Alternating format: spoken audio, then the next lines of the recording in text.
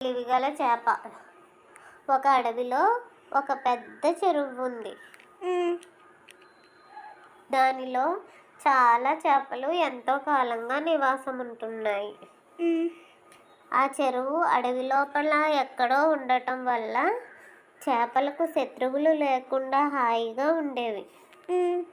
ఒకరోజు ఆ అడవి మీదుగా ఎగురుతున్న కొంగకి ఆ చెరువు కనిపించింది.